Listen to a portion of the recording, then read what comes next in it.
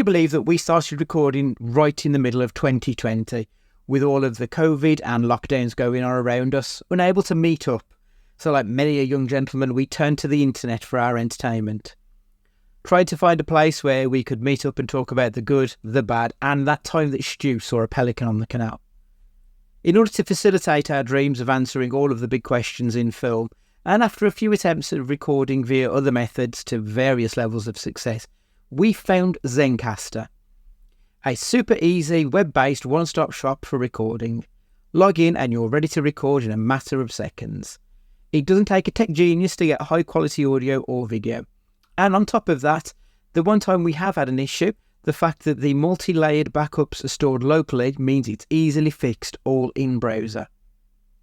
There are plenty of tools you need when you start podcasting, so let Zencastr take that headache away, as it offers a place to record, edit and distribute all from one website.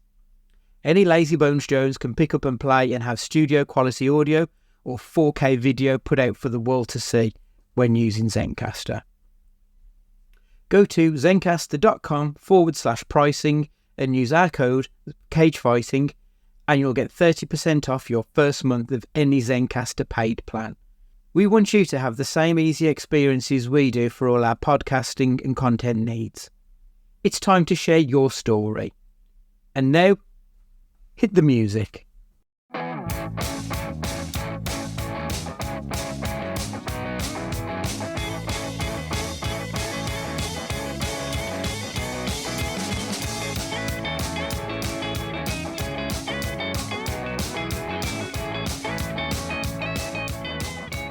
Hello and welcome to Cage Fighting. It's your main man Andy Gillard here. Hope everyone is keeping well this week.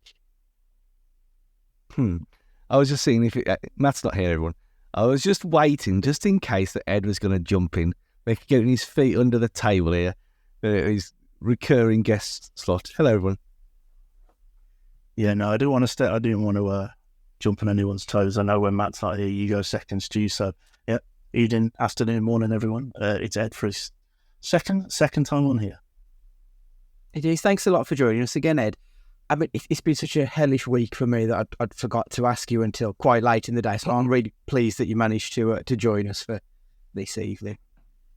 Obviously, last week, I presume you've listened to last week's episode, Ed, all about the A24 goodness. If you got any recommendations that you'd throw out to a newbie like Matthew Guy that he should be watching? Yeah, I mean, I'm not too far behind on the newbie stage on those. So it was actually a genuinely very interesting discussion, listening to you all talking about it. But Uncut Gems was the big one for me.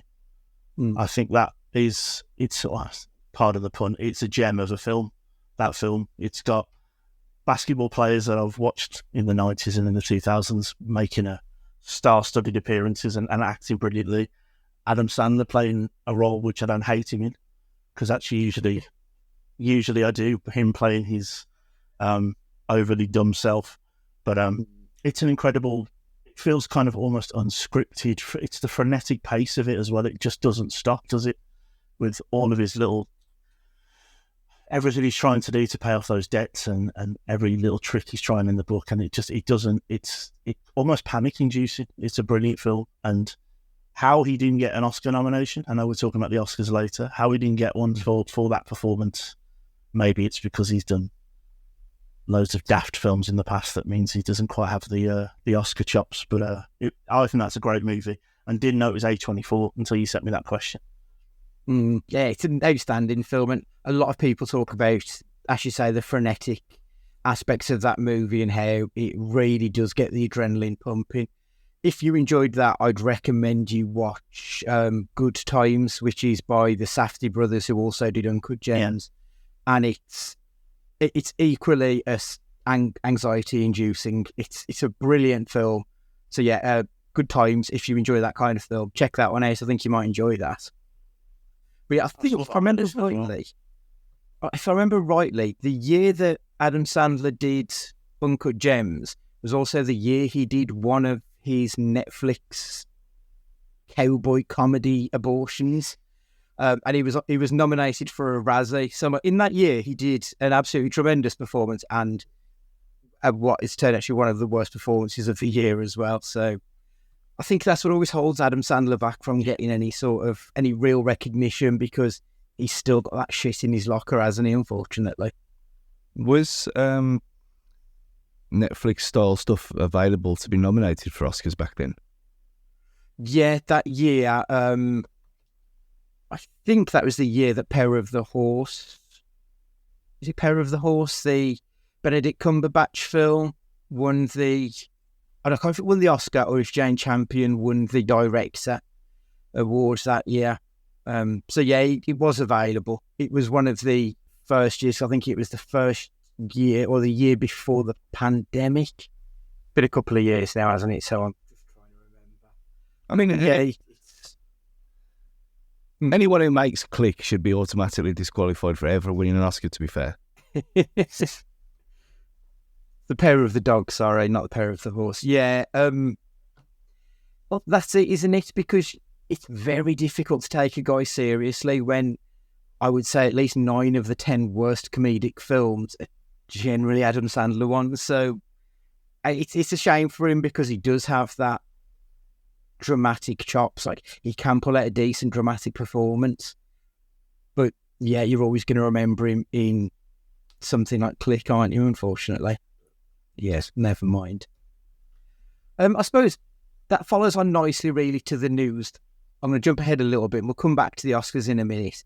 A24, so Dwayne Johnson's film, which is called The Smashing Machine, that is due to set filming soon. After he's finished that, he's going to be doing the live-action Moana, which, to be honest, I'd sort of forgotten about, because they've announced Moana 2 is now in production. So I don't know why that they're going to bother doing a live-action Moana and a sequel to Moana. That seems a bit pointless. But yeah, so The Smashing Machine, it's going to be about Mark Kerr, who is an MMA fighter.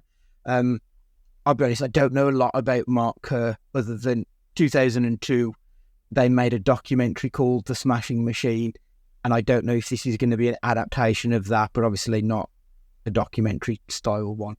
But Dwayne is now on the board of TKO, who own UFC, so it feels like a bit of a, I don't know, like it's almost like he's crossing the streams a little bit. He's going to get paid twice for this one almost, and I don't know. Stu, do we need live-action Moana? Are you looking forward to Moana 2? And is this going to be the film which takes Dwayne from being everyone's favourite wrestler who happens to act to an actor? I mean, we obviously don't need Moana live action, do we? And it will look worse. He can't look as good, can he? So what is the point? Not at all. Yeah, what is the point? It makes no sense. I haven't seen Little Mermaid, and not because she's black, don't care. But I just got no interest in seeing it. Like all of them, really. Just nonsense, silly nonsense. And I don't know why, well, how these things make money just baffles me. And then the fact that they're not just written off like a lot of these things are now. Moana 2, absolutely. Can't wait. If it's anywhere near as good, but then the worry is it's going to go down the Frozen 2 level and it'll be awful. But I mean, I ain't got a problem with Dwayne as much as you have. I mean, his films are stupid. We know they are. I don't think he could be taken seriously looking like he does. Although it worked for Batista, obviously. But that's the thing, isn't it? There's a bit of a different level there. I mean, Dave Batista's not The Rock, is he? You wouldn't get... Everyone knows The Rock as The Rock. Everyone knows him. Even old people know him as The Rock, not Dwayne Johnson. So it's one of them weird crossover things where he can't even do it, even if he tried. Even if he put in the best acting performance of all time, you'd still look at him and think, well, we know what you do for a living. It's just what... It's weird. Until it happens, I don't believe it can. That's sort of where I'm sitting. Because a lot of people still actually say they know him as The Rock. He hasn't wrestled for over 12 years, I think. Or he's over a decade. But he is still The Rock. So, Ed, is he going to get away from being The Rock? Is he ever going to get that recognition as a serious actor? This could be make or break on that, right? He's going with a storied production company in this A24 that only do serious films. I mean, I was there for Walking Tall. I love that film. Walking around, smacking people with a 2x4, always around there. I bought that on DVD back in the day. I'm pretty sure it was still from Woolworths, or it was somewhere like Woolworths, maybe HMV, that doesn't exist anymore. But we'll see. I think she's hit the nail on the head. He looks like The Rock. He looks like a wrestler. He's only getting bigger, it seems. And it's whether or not he can turn that look that he has, that brand that he's built as The Rock. Can he, like we talked about with Adam Sandler, can he be polar opposites? Can he turn it on and be a serious actor in a film rather than in a blockbuster movie? We will see. I mean, he turned his hand to singing and dancing with Moana. We don't need a live action of any Disney film ever. So that should just be where it is. But I guess we'll see with this one, won't we? It all probably does hinge on this. And the last time I was on, Matt talked about some of the problems off camera that he was going through. He's obviously got a little bit of a PR exercise to do as well. So maybe he's also going down that road to show that he is serious and he is more than just this man mountain of a bloke that can punch people in films. Although it sounds like that's what he'll be doing in this film. Yeah, I mean, I suppose it's not going to be that much of a stretch because he's going to be playing a combat sports person. So maybe keeping it within his wheelhouse might help him. The fact that it's a Safdie Brothers film does give me some hope because, as we've just mentioned, Safdie Brothers did Uncle Gems. If they can get a performance out of someone like Adam Sandler, they can probably do it with Dwayne as well. So, I'm cautiously optimistic with this one. I'm hoping it's going to be a winner, but there is also still that question mark still lingering over this one. I think we'll talk about the Oscars now. So obviously last weekend, I can't even remember where we are. But yeah, last weekend we had the Oscars. We've had a few big winners, but I can't say there was anything to me that stood out that I didn't particularly expect. Stu, we called Divine Joy Randolph as Best Supporting. Cillian Murphy, Oppenheimer, all big winners. Chris Nolan, Robert Downey Jr. won Supporting Actor. Nothing massively shocking in those. Emma Stone, it was a straight shot between Emma Stone and Lily Gladstone. I think I said I would be surprised if Emma Stone would. Maybe that's a bit of a shocker, but Ed, was there anything that stood out for you last week that you were particularly happy with, or just something that surprised you a little bit? I was surprised, and you guys know more about this stuff than me. I was surprised at how many Oscar nominations there were for the Barbie movie. Because when you think about the kind of movie that you're expecting to see, and obviously it did a lot of good work, on the feminism angle, and it wasn't backwards and going forwards about that. But for it to be kind of an almost popcorn movie, to get so many Oscar nominations in so many serious categories, not just, best soundtrack or, best original music, which I think it won. Did it win for, I think?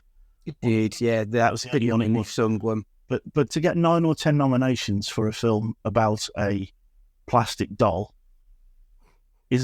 that is a shock to me. I'm really surprised by how many. When I did a quick bit of research before this, I know the film's more than just this sort of Americana. It's all about the Barbie doll itself. It's not. There's much more to it. But I was really surprised at how many nominations it got and how serious it was taken as a film. And that's obviously the Oppenheimer. It came out at the same time, and everyone did the double bill. I was surprised at how it was almost held in the same regard, which I think is just shows you the brilliance of and the diversity of movies, that you can have those two polar opposites next to each other and they just seem to work. I think part of the issue was when the announcements were made, there was so much talk about Margot Robbie not being nominated for leading actress, and Greta Gerwig wasn't nominated for director. So if you listened to what was being said on Twitter, you'd think they didn't have any nominations at all.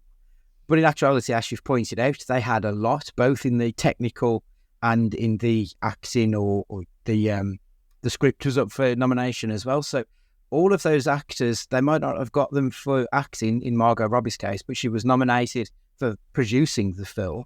Greta Gerwig was nominated for writing the film. So yeah, they get a lot more love than I think Twitter at least made people believe that. Stu, anything stand out for you, mate? I think we called it. This is probably the closest we've ever got with this kind of thing. We should have put a bet on, to be honest. Yeah.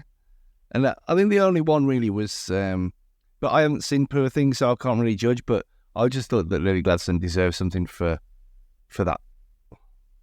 Something that should have been a masterpiece, but it ended up not being anywhere near as good as I thought it would be. But she was a standout. So that's the only one. Was everything else, weirdly enough, they got right. Yeah, I mean, there's nothing. I'm not massively keen on The Boy and the Heron, if I'm honest. But the fact that the Turtles wasn't nominated, I'm okay with The Boy and the Heron winning, because the Turtles really, for me, was the best animated feature of last year. So I suppose that's the only one that really stood out to me. And weirdly, the animated short was War is Over, which was like the most hackneyed, saccharine shit out of all of them. There were some really good, really moving short animated films this year. And that one was just a bit, But I think it was John Lennon's kid. I think it was Sean. I might be wrong. It's just so average and not at all as moving as some of the other ones. The one that I was really happy with, though, was Godzilla -1 winning for the best visual effects. When it cost like $15 million to make that film, compared to other films which have got $200-300 million budgets. And then they rocked up to the Oscars wearing shoes with the Godzilla hand as the heel on the shoe, and they all had gold statuettes of Godzilla. Like, you could tell, every year there's always seems to be one group of people who just go, fuck it, we're going all out on this. And the Godzilla -1 group just really went for it. So for them to have won, I was so happy for them. It was brilliant. That was a really good one for me, that was. John Cena did naked as well. Yeah. Yeah, which has led to conspiracy theories that he was doing a humiliation ritual to join the Illuminati. And I'm not being funny, but it's John Cena. He would take his dick out for fucking anything. That's the kind of moron he does. If you think something's funny, Cena's going to do it. But yeah, there was quite a lot of Illuminati chat on Twitter after that, which was quite funny. Something less good, possibly. Ed, what are you like on your Doctor Who knowledge? Are you much of a fan, or? No. I think we're all of a similar age where it wasn't on when we were kids, and then it came back and we were maybe slightly too old to watch it. I watched a bit of it when it was David Tennant, when it did the reboot. But I obviously, all of the big hitters, the Daleks and everything, that kind of stuff. But I'm not a man of the Who universe, no. No. When it's coming back with the original showrunner from when it was rebooted, with Russell T Davies running the show again. And there's some Disney money behind it at the moment, or Hulu. I'm not quite sure how it sort of pans out, but basically, in America, they can watch it on either Disney Plus or Hulu now. So what BBC have decided to do in their infinite wisdom is release the show at the exact same time across the entire world.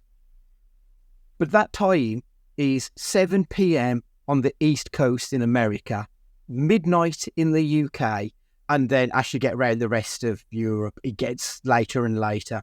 So if you're a fan and you don't stay up till midnight to watch a family show, if you don't watch it first thing during breakfast, if you, God forbid, work on a Saturday and can't watch a show, you could end up having the show spoiled for you, because it appears as though BBC have sort of kowtowed a little bit to Disney and decided that we need to put the American market first. Ed, can you see any positive to that? Or are you, me and Stu spoke about it the other day and we're not particularly happy. It doesn't make any sense. As an outsider, can you see any good thing towards that for an English production? Oh, only that the BBC are obviously going to get a huge pay packet out of it. There is does not seem to be any consumer benefit to that decision. It doesn't. I mean, midnight Doctor Who. You're going to be aimed at what? Either people that loved it as kids that have gone back into it, so they're going to be what, in their 50s, 60s, or you're going to have people that love the reboot that might be around our age in sort of the 30s and 40s, and then it's mostly aimed at kids, and kids aren't going to be up at midnight. No, that doesn't make any sense whatsoever. The only saving grace is that if the next day is a Saturday, sticking on with your Cocoa Pops. But by then, most people, I'm not on social media, but most people have got Twitter and it'll be spoiled by then. It seems daft. Yeah. Stu, we've been through it a few times with shows like The Walking Dead and what have you that are shown on a Sunday in America, and then we get it 24 hours later. If I remember rightly, Beth's death in one of the Walking Dead episodes, they'd put a big spoiler out on Twitter of Daryl Dixon holding her dead body, and it hadn't even aired in the UK and wasn't due to air for like another 15 hours at that point. This sort of feels like that. But I can accept it with The Walking Dead because that's AMC producing it. When it's BBC producing it, it feels like a real slap in the face to the fans, doesn't it? Yeah. It's being pedantic, it's not that hard just to mute certain words on Twitter. But the fact that you shouldn't have to, that's the point. And I don't know why they wouldn't just say, okay, fine. It'll be shown in England. Forget Scotland.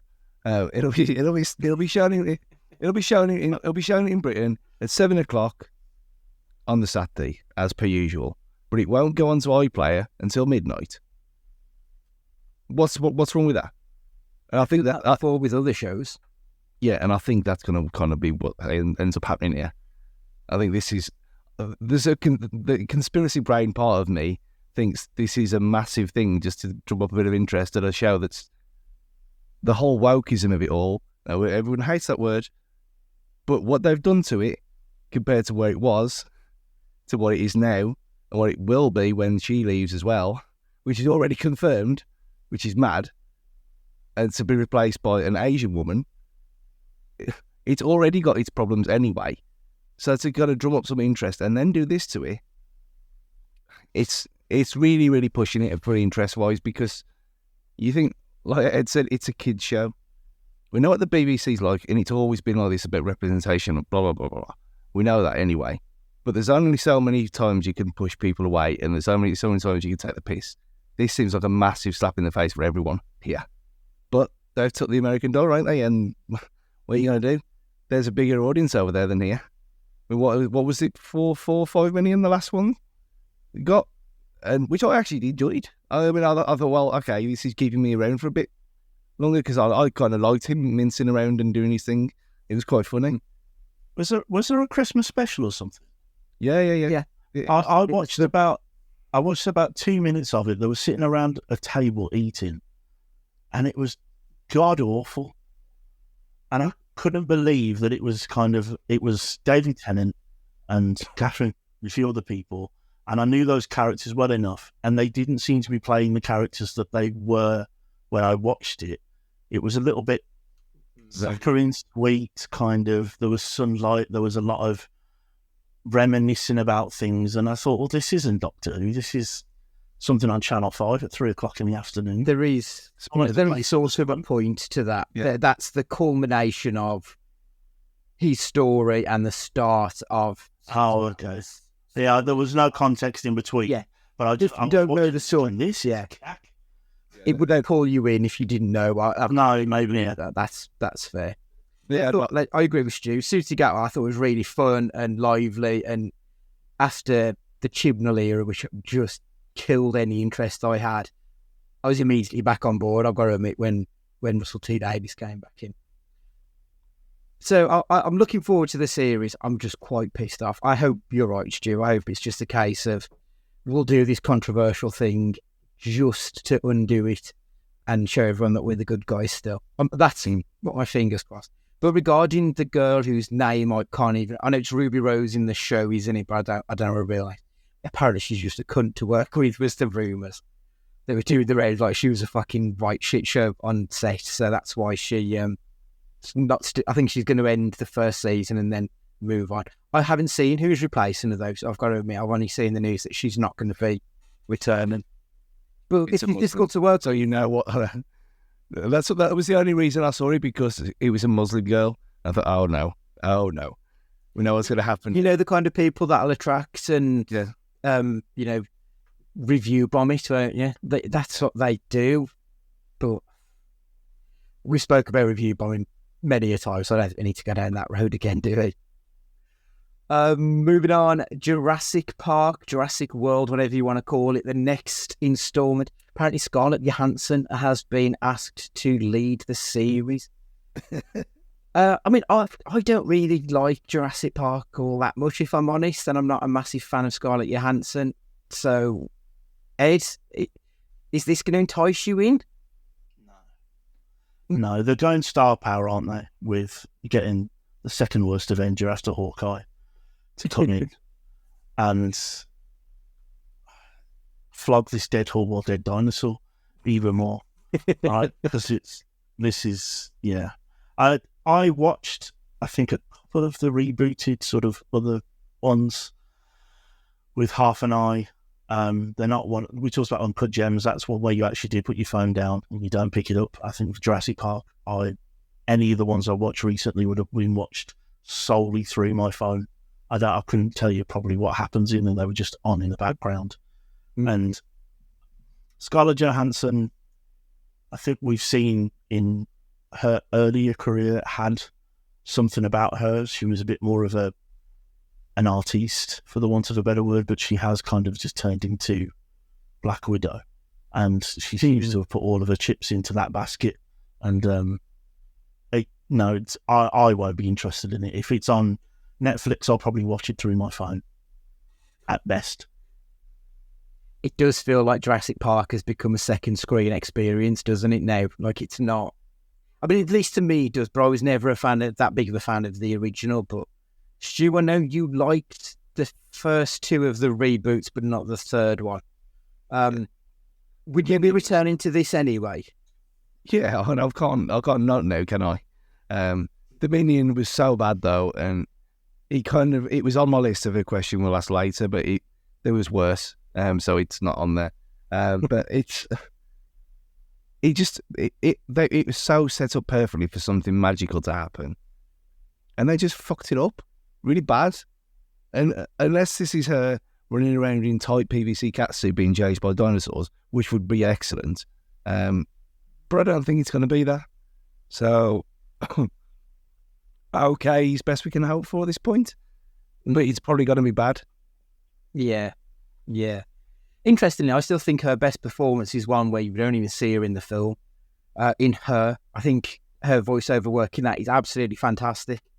And that sort of ties in with a question we get about Ex Machina in a little bit, because obviously it's an AI-based role that she performs, and she's so good in it as this ethereal AI character across from Joaquin Phoenix. I really like that film, and she's great in it. And it feels like after that, you are right, Ed. Like, it feels like she's trying to find her Black Widow, whether it's either as the Black Widow herself or one of her many sort of faux action nonsense films that she's tried and have mostly been shit. So her place in this world was almost set pre-2010, and then she tried this other stuff that just never works for me. And it's such a shame, because I do think she is a decent actor, but just not in most of the roles that she seems to pick over the last decade and a half at this point. Bit of good news, Super Mario Brothers is getting a sequel. This was announced on Super Mario Day, apparently. Ed, did you enjoy the original Super Mario Brothers film? I say the original, the animated film, not the original. The original, no, I bloody didn't. That was awful. With what's his face? What's the guy's name? It was Tom Hoskins. Yeah. No, I didn't enjoy that one. But yeah, no, the animated one, yeah, brilliant. It was filled with just the right amount of Easter eggs as a Nintendo kid growing up. That's all you needed, and there's room for a sequel in that. And let's hope it's never made live action. Yeah, fingers crossed. Stu, I know you're a big fan of the Super Mario Brothers animated film. You've got to be excited about this, surely. Yeah, you can just carry straight on from the last one, just more of the same, and that'd be perfect. Doesn't need to be anything else. A bit like what we had with Sonic 2, where Sonic 2 was great because it was just the same again, but more. That's all we need. Get The Lego movies as well. The Lego movies were like that for me as well. The first couple of Lego movies were like that. Yeah, they're not going to reinvent the wheel. It's not going to be that deep because it's probably the most kiddie friendly, I think, of any of the animated big hitters that we saw over the last 12 months. So I think they'll keep it fairly simple, straight to the point. Probably throw in like a Metroid reference or Castlevania or something else from the Nintendo world, and it'll be fun and silly, and that's all I think they need to do to get another $1 billion. Can't really go that far wrong with it, I don't think. We'll end it with a bit of MusicCast news for a change. Treading on Matt's shoes a little bit here. I'm going to butcher this name though. Shoichi Negishi, who is the inventor of the karaoke, has died at a sprightly 100 years of age. Stu, what's your go-to karaoke tune? Well, I obviously can't sing, so this doesn't happen very often, if at all. But the one time, I've talked about it before, when me and Goldie did it once, where we sang a certain... Which one? I'm trying to think what you told me. It was in November, and we sang Last Christmas, I think it was. Oh, no, it wasn't. It was Band-Aid. Did They Know It's Christmas? And we sang it in November, in the Pheasant. And we got booed off.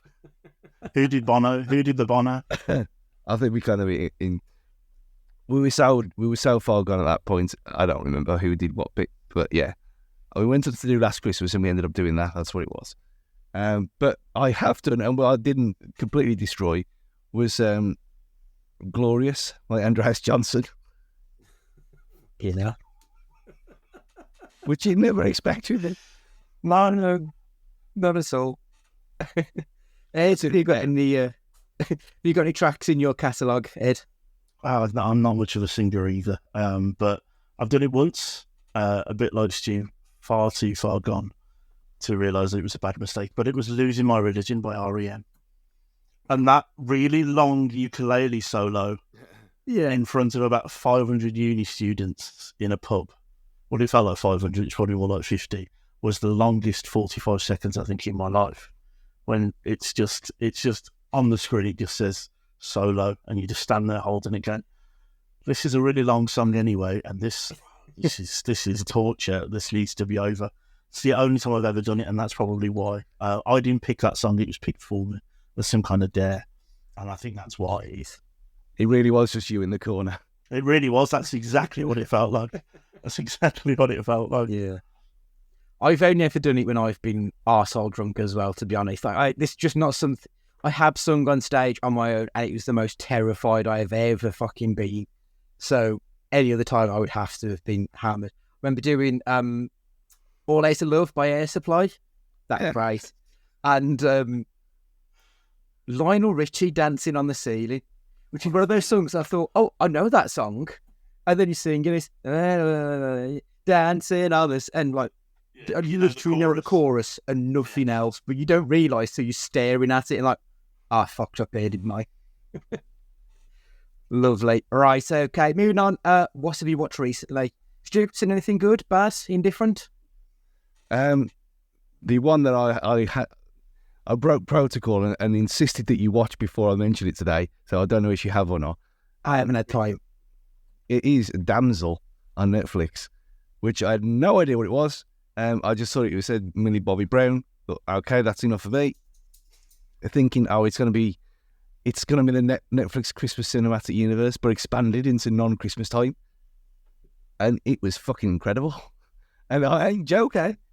It was really good.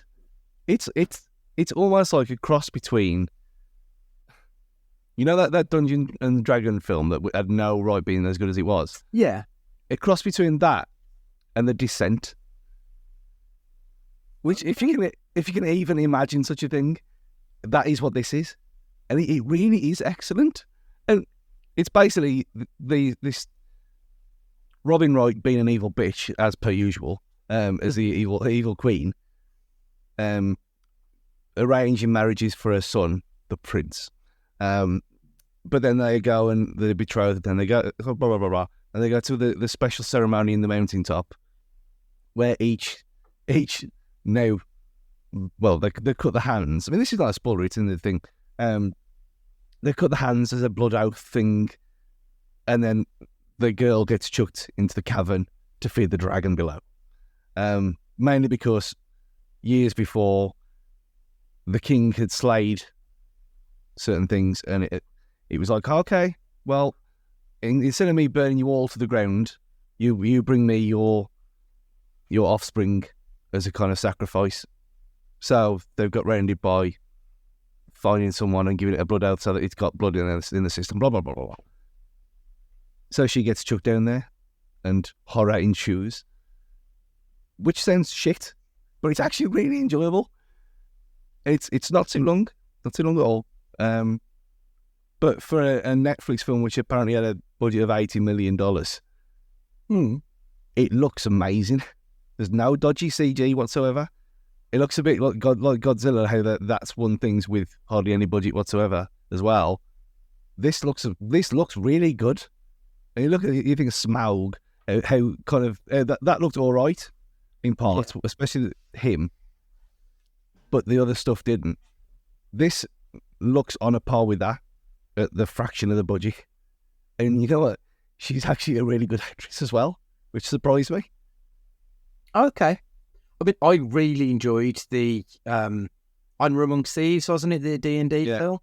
I thought it was going to be terrible, and it was anything but. So you referencing that does give me a bit of hope for this one. So I'm going to add that one to the list. Anything else, Stu? I'm trying to think if I have watched anything else.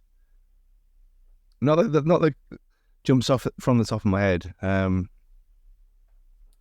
Obviously, Celebrity Big Brother, but that's actually been as batshit mental as having Louis Walsh in a house 24/7 is going to be.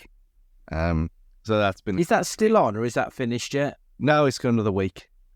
Okay. But yeah, it is what it is. You either love it or hate it, and I obviously been a super fan of that show from the start in 2000 to now. It's one of the things that it's on ITV X, so you can just watch it whenever. But that's another thing as well. They put, they got the little thumbnail pictures. They on the eviction night, the thumbnail picture was who'd been evicted for that episode. Oh, that's incredible. And it was only because I'd watched that one kind of as live on the night anyway. So it didn't bother me. But I thought, hang on a minute, if you've been out to the pub on a Friday night and you come back in and on Saturday morning or wherever, and you've missed all the spoilers, you go onto the actual app and you get ruined by the show itself. The best thing to do. Not that it matters, but still. Were they doing the YouTube, like, pulling faces kind of thing on the thumbnail as well, or was it, a stock photo? No, it's like a screen grab of something from the episode. So I don't know if it's auto-generated or not. I don't know, but it's a bit ridiculous to have it. Even if that was the case, that's like 3 minutes from the end. So why would you do that? That's bad. Or there's some podcasts I used to listen to, wrestling podcasts, and they would put an episode out the morning after a show, and I've seen them put pictures of who's won the fucking title on the thumbnail for the podcast, and I'm like, well, I'm obviously not going to listen to that now, am I? Because you've just ruined it for the day. I hate it when they do that. It's awful. Absolutely dreadful. Ed, what have you been watching? Anything of relevance? Maybe not of relevance. I have been binge watching for maybe the third time Brooklyn Nine-Nine from start to finish. It's the best pick up and play show I think I've maybe ever watched, like 23, 25 minutes. Everything's pretty much standalone in the episode. Every performance is magnificent. Every character has a point. It's just, I love it to bits. Absolutely love it to bits. So what got me into it was seeing a thumbnail on YouTube, and I clicked on it, and I think I watched 45 minutes worth of best bits, and I was like, I'm watching this again. And that's exactly what I've been doing for the last couple of weeks. just picking it up during a lunch break or during, making some dinner or something. You just put one on in the background, you know what's going on, you know it well enough. And it's just, I think it's probably the best American comedy I've seen for a very, very long time. Yeah, I don't like the best new American comedy in the last decade. Probably that. I'm struggling to think of anything that could even compete, to be perfectly honest. Because I like Mike Shaw's stable of Brooklyn Nine-Nine, The Good Place, Parks and Rec, and The Office was fine. I'm not a massive fan of The Office. But the other three shows, I watched most of the first season and quit and just stopped bothering because it didn't quite hit with me. And then revisited them years later and just fell in love with them. With Brooklyn Nine-Nine, I was hooked from day one. It was just perfect as it landed, and it never needed to change. Whereas I think every other, especially American sitcoms, you find their first season is so different to where the show ends up being. But Brooklyn Nine-Nine never needed that because it was a fully formed show on the day it dropped, and it was brilliant. Have you seen the picture that's been doing the rounds of the cast have recently got together? And they've put the picture out on Instagram. And then they've put Andre Braugher pointing up towards the ceiling, like he's up in house. And look, I thought that was really sweet and funny, and that did make me smile. I saw a TikTok today where some guy was talking about how Kevin Costner and Jake watch all of Nick Cage's films when they're in that house. And he points out that Andre Braugher was in a film with Nicolas Cage, so he wondered how they would have reacted to seeing Captain Holt in that world. I thought, brilliant. Love it. Right, what have I watched? Ricky Stenicki I watched, which I honestly thought, I'm going to fucking hate this. But John Cena's in it and Zac Efron. So I thought, I'll give it a go just because I like those pair. And it ended up, I laughed so much. It was shit. But I laughed like 30 odd times during this 90-minute run time. It was dumb as rocks. Like the only thing I can compare it to, probably not as silly as Freddy Got Fingered, but on that level of nonsense. And it just, I don't know, it scratched the itch for me. And I felt kind of grimy afterwards for having enjoyed it as much as I did. But I do think you need to see it because it was good fun. Like, dude, where's my car level? Almost. It was almost that fucking inane, stupid, but like with a little bit of heart to it, like enough heart that at the end I was like, I felt warm and happy inside, which I really shouldn't have done because it's not that kind of film. But yeah, Stu especially, I think you would enjoy it because it is dumb as fuck, but I know the kind of humour when you and I connect on a comedy, it's the one, and I think this will do it, if I'm honest. I nearly went to watch it last night, but I was too drunk to turn the telly on, so I think I'll watch it tonight or tomorrow. Okay, that's fair. I watched Drive Away Dolls, which is the one of the Coen brothers. I think it's Ethan Coen and his wife. It's a story of it's basically a road trip with two lesbian friends who are polar opposites of each other. One is very prim and proper and straight-laced, and the other one is, she refers to herself as a raging dyke. That's her sort of character. That she's very loud and brash and sexy, and like they're supposed to just like butt heads. And it's like a really scuzzy 80s road trip. It's set in the 90s, oddly enough, but it's got a proper 80s scuzz feel to it. And it was great. I really enjoyed it. Some of the reviews from some critics have been proper sniffy about it. And I sort of get it, but I really enjoyed it because there was some really silly stuff and some really like nice, heartwarming stuff between this couple of people who were polar opposites and sort of find the best in each other, and it helps them grow as people individually as well. So there was enough there that there was actually a good story underneath it. So I really enjoyed it. I love the Coen brothers stuff, and this felt like some early Coen brothers. Like there's comedy there, but it's not laugh out loud comedy. It's stuff you'll enjoy and you get the joke and you'll smile to yourself, but you probably won't vocalise it. But yeah, Drive Away Dolls, I think more people need to see it, but I know it's going to end its cinematic run with like $800,000 or something ridiculous because it's just got no marketing budget and barely anyone's heard of it, which is quite annoying. And I also watched, for the How Did This Get Made podcast, I've been forced to watch the 50 Shades films. Recently watched 50 Shades Darker, which is the dumbest fucking film I've ever seen. Like, she's a PA who just gets promoted to editor of a magazine because she was the PA, so she must know what's going on. And none of it makes any sense.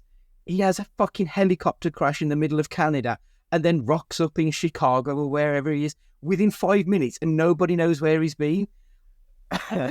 Like, fucking dumbfounded watching this film. That How Did This Get Made? It's the name of the podcast. And you are asking how this movie got made because it made absolutely no sense.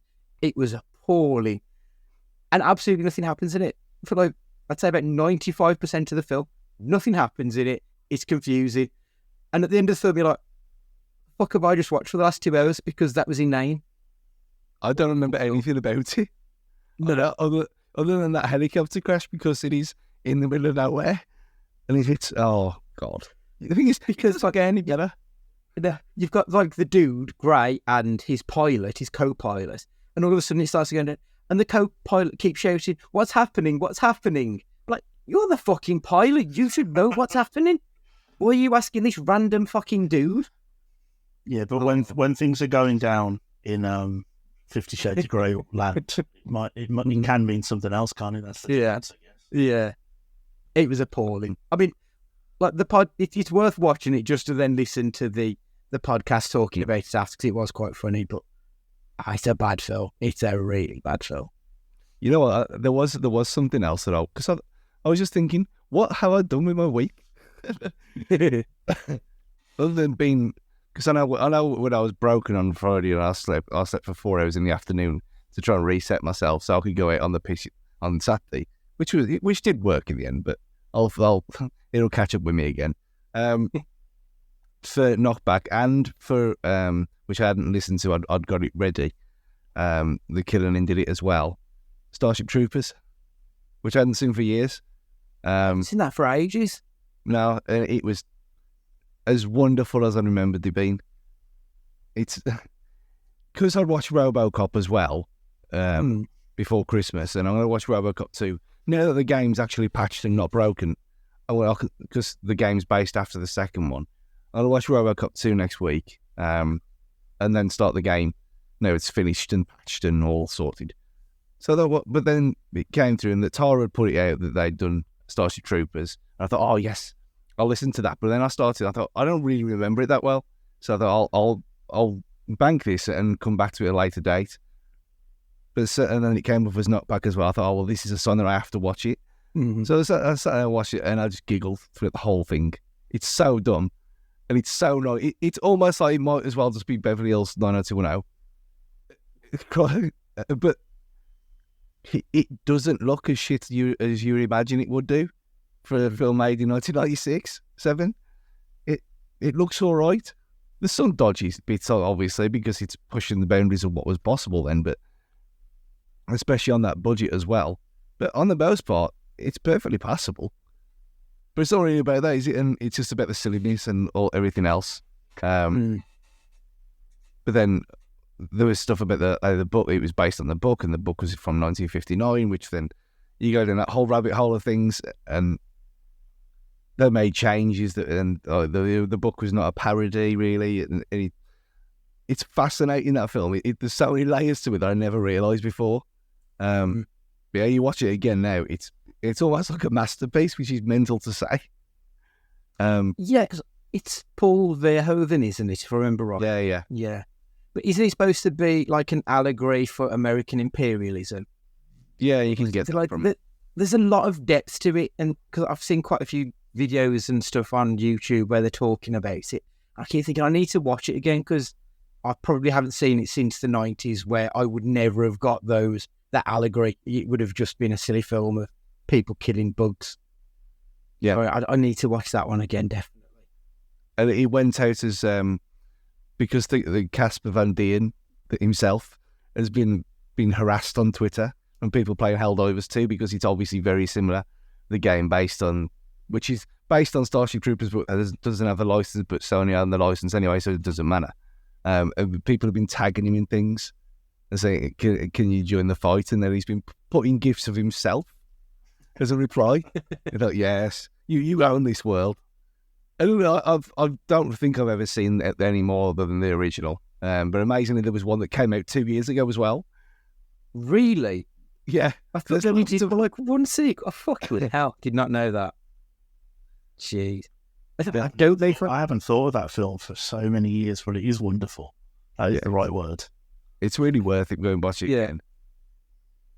Incredible. I'm just looking at Casper Van Dien's work because I don't know that I knew him from anything else other than Starship Troopers. And I'm looking down the list, and I mean, these are worse than like some of Nick Cage's 2013 films. Oh, Alita Battle Angel, I know that one. I haven't seen it, but I know that one. Yeah, everything else just looks like it's straight to DVD direct. No. Interesting. But lovely. Right. Can we... I don't think we ever have done. I went to the theatre as well, which I don't remember. The last time I went to watch anything other than a stand-up was Bottom Live. So we went to the theatre together, Stu, well, in inverted commas, and went to see Nightmare. Yeah, well, it wasn't really a theatre either. It was a town hall. Yeah, it was Brierley Hill Town Hall, but yeah. Yeah. Oh, it's upstairs. It was Nightmare based on the TV show of the same name. Which is Room. Yeah. Yeah. And getting people up on stage from the crowd to do it, and it was something that should never work. But if you get the chance to go and see if you remember the show. But this was Steve Steinman Presents Vampires Rock Ghost Train, which is a comedy rock opera in a way. It's very hard to describe what it is. It's basically like hair metal power ballad like Meatloaf and a bit of AC/DC, that kind of thing, but to a very silly kind of almost like Rocky Horror style drama that's loosely kind of interwoven with theme, like music lyrics and music titles as their script. It's very clever, but no one's ever heard of it. But it was at the Birmingham Alex, and it was sold out. And it's just sold out to it, and it's because he was on Stars in Your Eyes in 1993 as Meatloaf. That's where he got his thing. So he obviously does Meatloaf very well. Yeah. But you look at the video, and the video doesn't do it justice whatsoever. But I thought, oh, well, go on then. Because my mum's always on about it, and she's been to see it 20 times and all over the country. And I thought, oh, fine then. I'll see what all the fuss is about. Booked up to see his Meatloaf one now in October. Got to be done. Incredible. So have you... I'm assuming you haven't seen the first one, because I think Vampire Rocks is an old show. Well, Vampire Rocks Ghost Train, I think, must be the sequel to it. Have you seen the original? No. And then there's another one, because this Ghost Train is ending now, and then there's another one later in the year that's got his original songs in as well, mostly his original songs. Mm. And that he wrote over the pandemic because he had nothing to do. So, but he's all right, he's we made a podcast during the pandemic, so he had nothing to do, so I suppose I understand that. He's like a proper throwback showman. That it's silly humour and things like that, but it works with a crowd that enjoys that kind of thing. So it's not for everyone, but 35 quid, it was well worth it. No, super. To be fair, I was going to throw in a book that I've been reading as well this past week, which, I may as well consider expanding to other things. Been reading Ed Gamble's autobiography. I think it's the story of a very greedy boy. It's really good fun. Really good fun. One of the stories where he talks about the day of 4 pizzas. I'm so jealous of him that he polished off 4 pizzas whilst he was at uni. So I thought that's the kind of thing I would have done back in those days. I remember the night of 3 woo-woos, because when we used to go to Glasgow on a Saturday night, you used to get a jug of woo-woo, they'd always ask you how many glasses, and your response would just be, just straws, because obviously you're drinking straight from the thing. And yet we did one night where we always used to do 2 in the varsity, and that would be our fill, but we did 2 in the varsity and then went to the little civic and did another one in there. But in that one, they used proper orange juice rather than J2O. So it was so thick and viscous in comparison. I was so sick that night. So, like, reading Gamble's book of his ridiculous times at uni, and it just reminded me of my ridiculous times. So I've really enjoyed that. That's a great read. Got about 100 pages left, so I'll hopefully get that finished probably in the next couple of days. But it's well worth a read, that one is.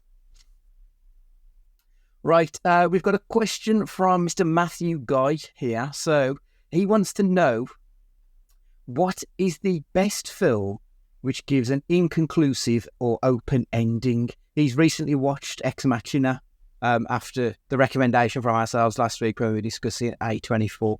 And obviously that ends with quite an open ending. So that's what his question is based on.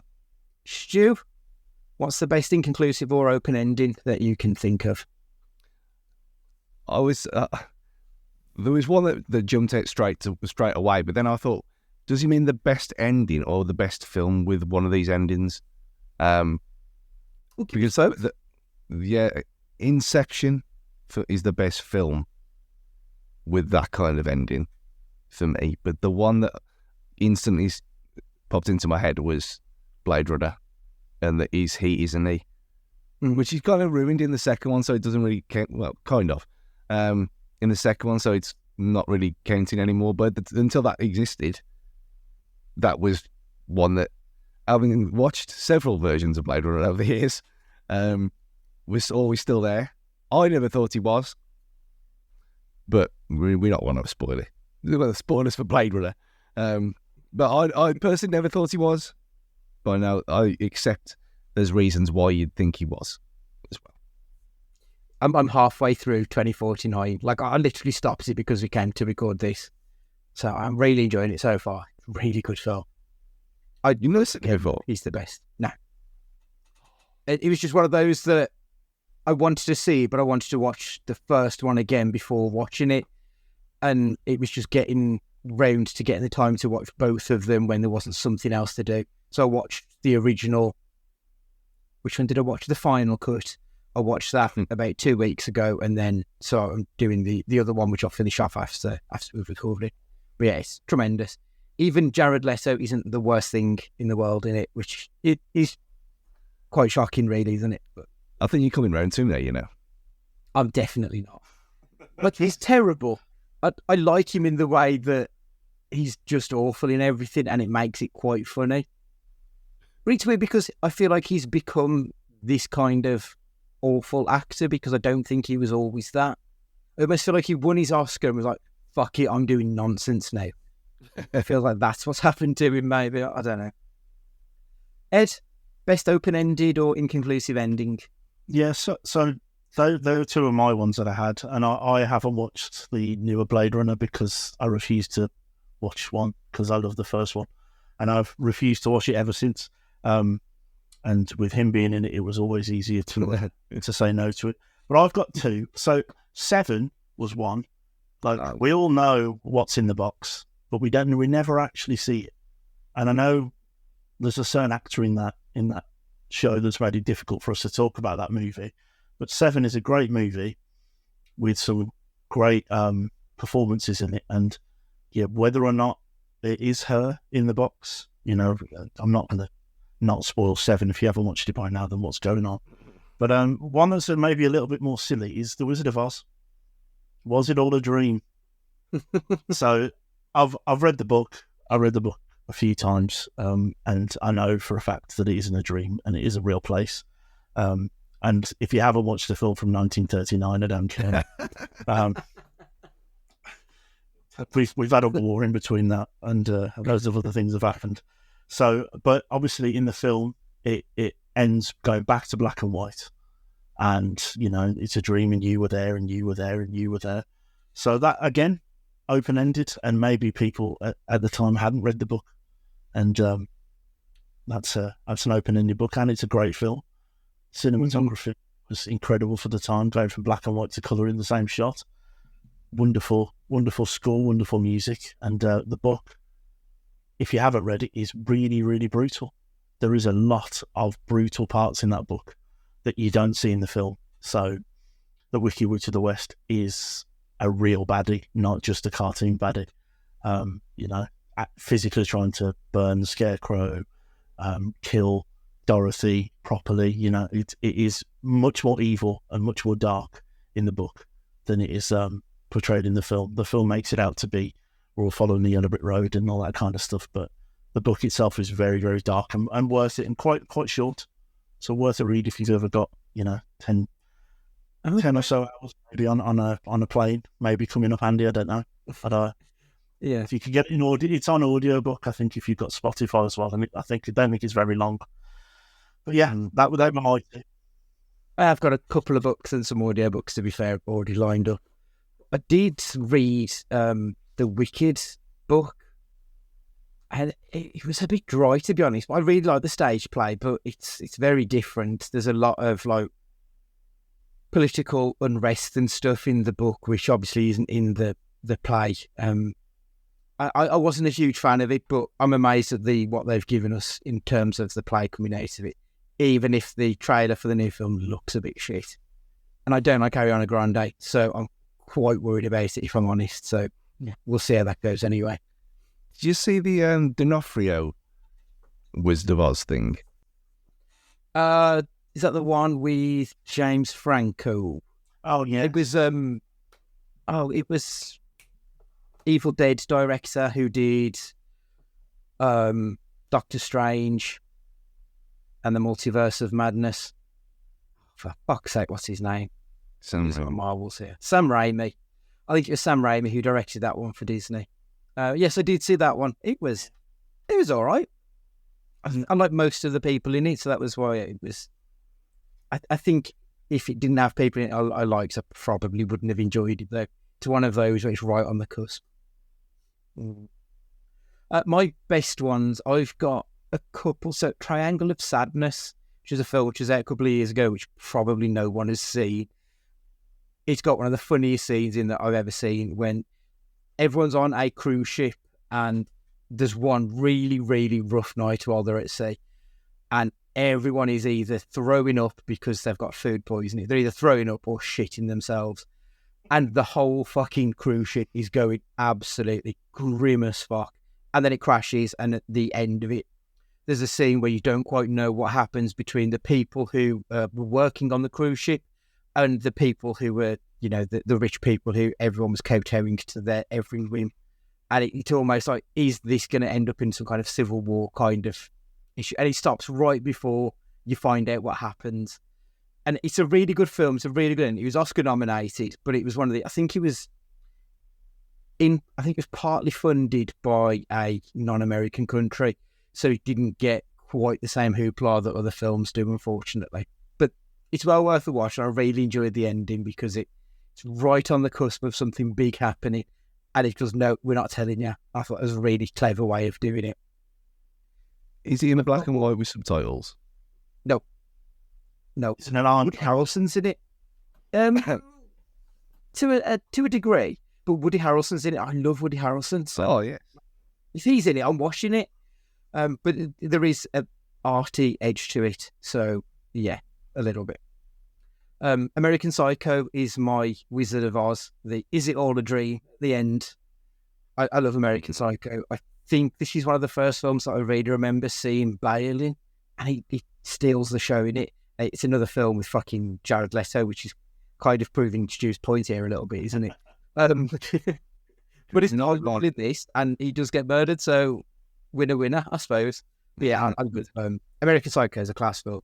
It's one I want to rewatch as well, but there's talk about it being remade, which kind of worries me because it's not old enough that it needs it.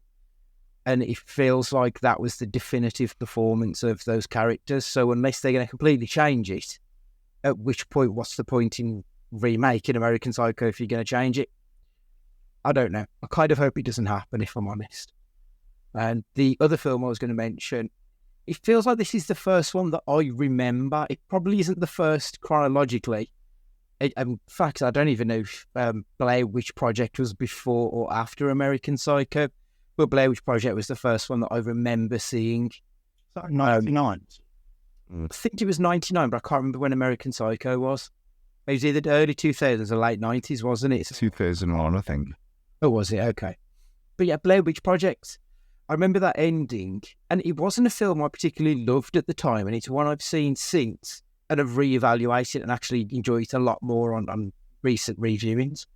But that ending where you just don't know what's happening, and the cameraman gets knocked down and falls to the ground, and you just see this scene set up about to happen. You know, what's going to happen here? And you literally have no idea. It's almost spoiled by is it the third or the fourth film in the series? I can't even remember. The one which was done in, I think it was 2015, if I remember rightly, where they go and visit the same area. Spoils it a little bit. So I'd say don't watch that. Just watch the original. Because it leaves you with a nice open ending that plenty of debate. And I remember going to college the day after, and like our whole psychology class was talking about it, because none of us could quite figure out what was happening and where it was going to go next. It's fantastic. It's just a shame that all the sequels have shut the bed completely. None of them were very good. You should play the game. But you can't. It's first person, so your brain won't take it. Oh, I won't be able to. I mean, I struggled with the film in the cinema. I can watch it on TV, but I couldn't. I had to close my eyes in parts during the cinema because I just felt so sick. Or scared, one or the other. I'm not scared. It's very rare. No, but also Blair Witch is not, even for, I'm like Matt, I don't do horror films, but even Blair Witch was fine. It's more of a suspense thing, isn't it? It is, yeah. Right, next question is yours, please, Stu. I kind of know what the answer's going to be for you, but now the Gentleman series is on Netflix, which that's the next thing to watch for me because of how much we love the film. You got me thinking about Guy Ritchie, because I know that a lot of people give him a lot of shit all the time, but actually, when you look at some of the films that he has actually made, is Guy Ritchie underrated? Well, come to you in a minute, Andy, because you're going to sit there and stew. And so, Ed, Guy Ritchie, underrated or justified attacks? Is he hoisted by his own petard from the first two films being that good? That's where I feel he is. Lock, Stock and Snatch were like a 1-2 punch of just incredible British, gritty, but also funny. Kind of the humour was there as well, and it those two set him up, I think, to try different things that maybe is the reason he's been attacked and kind of called a bit of a hack and other things that he's been accused of. I looked at his films when I was doing research for this, and I've not seen many. I'm not a fan of Robert Downey Jr.'s Sherlock Holmes. I don't really like those films. I think obviously it's a well-trodden character, but I don't think he plays it any way that Sherlock Holmes actually is. And there was that gritty element to it, which is definitely the Guy Ritchie feel. I don't think he's underrated. I think he's where he should be, personally. I think there's hits and misses, but the hits are really, really good, and I think that deserves to outweigh some of the shit that gets hurled his way, I think. That's fair. Andy, go on. I completely agree with Ed. Like, I think those first two films are good fun. I haven't watched them for years, so I can't say if they hold up at all. But I remember at the time they were fantastic. It was like 98 and 2000. They might just be very much of their time. And we're talking about these films, nearly 25 years later in Snatch's case. So obviously with that sort of lens, it's difficult to judge. But then he goes on and makes other films that don't really hit the mark. Like Revolver was a bit shit. Rock and Roller wasn't good. I don't like the Sherlock Holmes films. I think they're both... I've watched one and a half. I gave up halfway to the second because it was just shit. Now, it's got Jude Law in as well, which always rubs me the wrong way. I'm not a fan of his work. And like he did a few of these sort of almost gritty style movies where he was Cockney wide boy, here we are, come on lads. And then he sort of turns this corner and he's making stuff like Aladdin, and all of a sudden King Arthur as well. It's almost like he's turned the corner and he's become a studio exec kind of director now. Like he's got a deal with Disney, so he's going to make Disney-style films. He's going to work within the studio confines, which isn't necessarily a bad thing, but it does sort of stultify any creativity for me. So I don't think he's overrated. I don't think he's underrated. I think he probably gets the shit he deserves for some of the nonsense that he's put out, because people do respect his very first stuff and they don't really like his more recent stuff, and I think that's justified. But that being said, I didn't get all the way through Gentlemen. I haven't seen the Wrath of Man. Operation Fortune I wanted to see, but I never got around to it. You'll love that. The same Operation Fortune. Yeah, you'll really love that. Okay. There ain't many times where I think, yeah, this is the silly part of Andre's brain that he'll appreciate. I mean, I look at the cast. I mean, it's Jason Statham. Yeah. Jason Statham. So that's why I thought I'll like that. And Aubrey Plaza, who I love. So it was one I wanted to watch. I just haven't got around to it. I haven't seen The Covenant either. And like, I will revisit The Gentleman at some point. I just don't think I was in the right frame of mind when I tried to watch it first time. But the way you and Matt keep talking about it, I do want to watch it. I just, find it. We're beating down like we did with June 2. We'll see. The Covenant and Wrath of Man are actually really good as well, but no one's seen them because they're just. I don't even know if The Covenant was even released as it anywhere. I've never heard of it until IMDb just told me about it. I've never heard of it. It's obviously a war film, so you wouldn't watch it anyway. But Wrath of Man being a Stath, I would have thought that you'd be all over that one. Is it good? Yeah. Isn't that Guy Ritchie in a nutshell? What you've just said. I'm trying to. Yeah. I like Jason Statham as well, for silly reasons. But it's more than just a Statham film. It's more than the silly nonsense from a few weeks ago. The Beekeeper, which is everyone should watch The Beekeeper like at least once a year. Should. It's not like The Beekeeper. It's more serious, and it's actually quite emotional at points.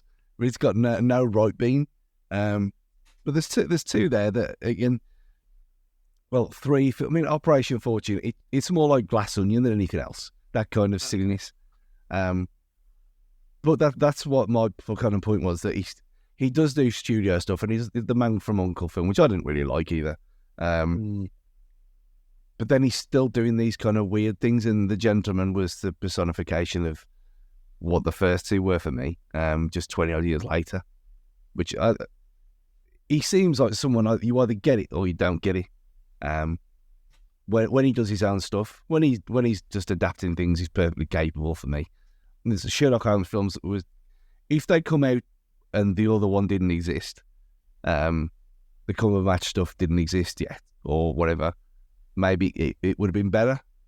But they do, and they're better than it, so it kind of can't stand on its own. So yeah, I think you're probably both right. I think he does deserve to be where he is. In a kind of, you like his stuff. If you don't, nothing's going to convert you to it. But he's perfectly capable. Yeah, there's nothing wrong with being a studio hand, and I think that's what he is. He's a competent director.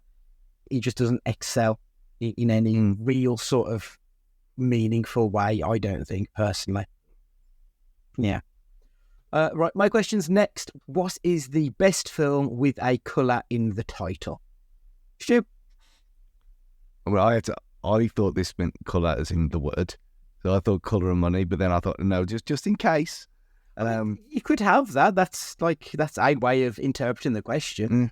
But then I went to check, but you said our colour, so I thought, okay. And that's with a U in it for our silly friends over there. For me, I haven't seen it for ages, and this kind of makes me want to go and watch it again. Clockwork Orange. Son of a bitch. Masterpiece. Don't just say anything else. Right. Yeah, weird. And yet, I think the fact that he got banned, and is the whole thing, is it notorious? Is it good because it was banned? No, it's just good because it's good. It's way ahead of its time. We don't need to say anything more about it. It's just, it's A24 before A24. Put it that way. Actually, yeah, that's a perfect description of it, isn't it? That was also mine, but I have got an honourable mention. I'll talk about it instead. Ed, what about yourself? So we've gone from a masterpiece, from a master director, to a song with a film with a great song title as well. So I've gone for Men in Black, 1997, classic film. I loved it as a kid. Can still watch it now. I actually didn't even. Second one I could take or leave. The third one I quite liked. Get quite emotional at the end when he was there. But it's a great. I mean, I don't know how we're allowed to feel about Will Smith these days, since he disgraced himself this time last year. Was telling people to keep his wife out of people's dams' mouths. But he's brilliant in it. Tommy Lee Jones is brilliant in it. The story's fantastic. Has that guy who played Edgar been in anything else? Because he is an incredible weirdo in that film, and I think he's an underrated performance from that kind of comedic, being the bug that's in his skin that doesn't fit him. Oh yeah, that's Vincent D'Onofrio. Oh, okay, that's fair enough. Goma Pilot, Right. in Full Metal Jacket and Kingpin and everything. Yeah, he's excellent. Yeah. It's a great film. The sequels aren't that bad, and it did Aliens in a different way, didn't it? And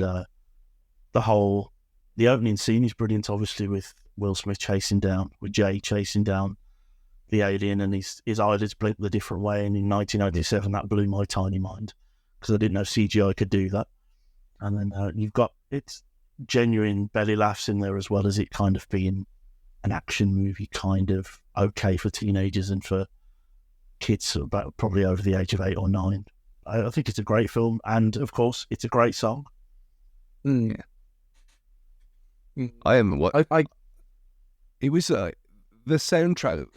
That's always the soundtrack, but the fact that on DVD it was one of the first ones with the Dolby Pro Logic thing. That was with the helicopter and the surround sound and everything. That was what I used to test every time I moved my setup around or did anything else, because you had a separate section on the DVD menu to test surround sound. I thought, yeah, this is amazing. And it was one of them DVDs as well where the one side was full screen and the other side was widescreen, so it only had a little rim in the middle to tell you what the actual thing was, so which hardly anyone ever used, probably for reasons. But that's how old that film is. I think, didn't the South Park movie have that as well? We had 2 different versions of the same film on the different sides. I never had since I've looked at it. Or did you not? I have got it, or did have it somewhere at least. I'm sure it did, yeah. Now, I've seen the Men in Black 2, but I haven't seen, because they did 3 and International as well, didn't they? Don't watch that. I didn't watch that one. No, don't watch that. No. So that's the one with Thor in, isn't it? Yeah. International, yeah. No. Three is better than 2. 3 is better than 2. It's not a bad film. Oh, okay. It's got a very good. Boris is played by the guy out of the Flight of the Conchords, the taller one. I've forgotten his name. Oh, but he plays the baddie in it. Oh, okay. He plays the baddie in it, and it's worth it. It's worth it if you've got an hour and a half. It's a popcorn film. You know, you're not gonna lose any sleep by not watching it. But if you're ever stuck for something to do, I think it is on Netflix. And okay. It's only about an hour and a half long. Will Smith's really good in it. Super. Jermaine Clement, I think, is the Flight of the Conchords dude. Yeah, I do like it. He's great in what they do in the Shadows as well. The Taika Waititi film, brilliant movie. My film was also going to be A Clockwork Orange because it is an absolute masterpiece. I did a podcast where it was just me talking about it a couple of years ago. It's still available in the archives if you want to listen to that. I adore that movie. I think it's fantastic. I remember getting it in, when you used to get the weird triple pack of films where you'd be in there with like fucking Three Kings and a comedy, like fucking Waterboy or something. It was in one of those, if I remember rightly, and I watched it, I think it was 1999, because I'm sure I had a DVD player that Christmas. And I hadn't watched it again because it was just one of those where I'm just happy with the memory of it. But they did a 4K release a couple of years back. So I went to the cinema to see it, and I was just blown away at how much better this film was than I even remembered. Like, I remember loving it, and I watched it, I'm like, oh no, I didn't just love it. This is one of the best films that's ever been made. It's incredible work. Seeing it in the cinema must have been good too, right? It was, yeah. Especially because of the 4K uplift as well. So it looked just stunning on the big screen. Yeah. And the sound in it is like, it's very eerie and intense, especially in the scenes where he's being brainwashed or retraining his brain on what he needs to be doing and stuff. Like, the sound was fantastic, absolutely phenomenal stuff. Really good remastering of that movie, excellent. I haven't seen the DVD they released of it, so I don't know what the sound's like in those terms. But it's always worth a rewatch anyway because it's just fantastic. So my honourable mention then, to go from A Clockwork Orange, my honourable mention is Harold and Kumar Go to White Castle. That trilogy of films is almost as good as any other trilogy. Like, they're all of the same standard. They're all really good, fun, silly bollocks. Like, it shouldn't be as good as that, especially because it's a stoner comedy. And let's be honest, Cheech and Chong isn't really that interesting. Stoner comedies don't really work that well, for rewatch purposes. They're not very good. But I would argue that the three Harold and Kumar films are absolutely superb. They're all dumb as fuck, but you will laugh your arse off at all of them. The two protagonists in it, they haven't had a tremendous career outside of it, which baffles me, because comedically they were outstanding in that movie. And the third one, it's one of those films that is on my Christmas watch list, because it does deserve the rewatch every year, because it is so much fun. So yeah, Harold and Kumar Go to White Castle is my honourable mention, because Stu stole my actual answer on that one. I thought you were going to say Green Mile, but Green Mile was my honourable mention. Not for me. To be honest, I thought you were going to say Shawshank Redemption. That's a redemption. Yeah, I thought you were going to be an arsehole and go with that one, to be honest. But yeah. There's plenty of things to wind you up with. We don't bore them in. Very true. To take us home, please. Yeah, so my question is, what film or movie have you been so excited for that has completely and utterly let you down? This is on the back of all of our football team doing that exactly to us yesterday.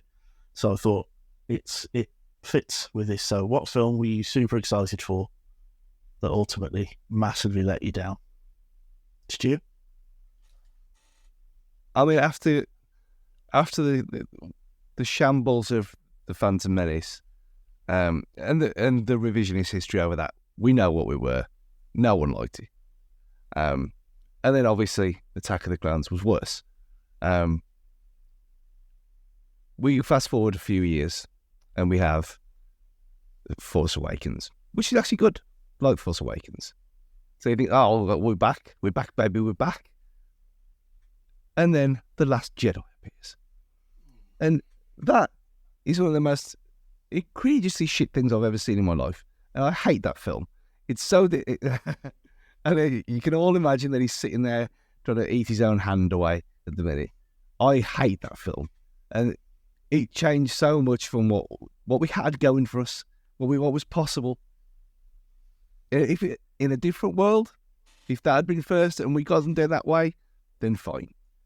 But it was left with the scraps to pick up afterwards, and obviously it couldn't be done, could it? No. I hate The Last Jedi. I always will do. It will never change. Is it all right to reply there, Andy? The Last Jedi is arguably in the top 3 best Star Wars films. I don't give a shit about like the continuity and all that stuff. As an actual movie, it is outstanding. It is so much more interesting than any of the prequels. Realistically, it's better than Return of the Jedi. Like, I like Return of the Jedi, but I also realise it's not really that good a film, if I'm being brutally honest. The only films I'd say are better than it, like probably the first 2, like definitely the second one, and Rogue One, I think, was a very good film as well. But everything about Star Wars, it's just so contrived. And by the time they gave us The Last Jedi, Rian Johnson was like, right, let's do something different. Let's not just make it The Chosen One, because that is such a fucking boring story. It's literally the oldest story ever told. It's the story of Jesus Christ. Like, fuck off and give us something new and fresh. And that's what he did. Rey wasn't someone special who was left behind. She was just some fucker's daughter who they don't care about her. And that made her so much more interesting of a character than, you know, what's his face coming back somehow. Like, they didn't even fucking explain how he came back. It was just somehow. Honestly, J.J. Abrams, he did okay with episode 7. It was fine. It was the first film again. Like, they didn't want to. I think after how shit the prequel trilogy was, they didn't want to rock the boat. So it was just a case of, let's just get something over the line and have it not be terrible. So he did a semi-decent job. It was palatable. And then they gave us something different. And I've spoken about this before. They don't want different. What they want is the same fucking film, time and time again. And it's so boring. And that's why I hate Marvel as well, because they don't give you anything different. But Rian Johnson tried to, and he got fucking murdered for it, that film did. And it was wrong. Because visually it was the best film. And then in a story term, it was just fantastic. And they wasted it. They pissed it all away. And like, I almost like I don't care about Star Wars anymore, or at least the films. I like The Mandalorian, but I do love Pedro, so I'm sort of a little bit biased with that one, to be honest. But anything else, they kind of destroyed any interest in it, because as soon as they gave us something that could possibly be a little bit more than what we've seen, they decided, no, we'll just go back to what we know. We'll just go back to nostalgia. And I hate what it became. I hate it. Sorry. I really struggled with Star Wars after Attack of the Clones and Hayden Christensen saying killing younglings and then biting his knuckle. Just I had nothing left in me. Considering how much I love the originals, and I convinced myself that the fight scene at the end of Phantom Menace was worth it, and the pod race was worth it. And I went back into the second one thinking they were going to fix it. It couldn't get any worse, and it did. It got worse. It was so long as well. Yeah, utterly let down. And I think when I said the last time I was on, it should have stopped at Return of the Jedi with that roar from Chewbacca. That is where it should have ended, with everyone getting shot. Andy, what's yours? What's yours, Andy? If it's not Star Wars related. I mean, I had a Star Wars one in case Stu stole my actual one. So my Star Wars one was going to be Revenge of the Sith. So I was so excited for it. And it ended up just being all over the woman. And it felt like it was a little bit anticlimactic. But that wasn't the one I was going to go with. I've got 2 written down, and I'm toying which one. Like, Indiana Jones and the Crystal Skull feels very apt. Because I enjoyed most of it. It was a bit silly, and it was creaking at the seams a little bit. And then at the end, it really shat its pants, which feels very much like our football team did on the weekend. Like, it was creaking, but it was going along, and then it was terrible. So there's that one, or there's BVS, Batman v Superman. I think is actually my answer.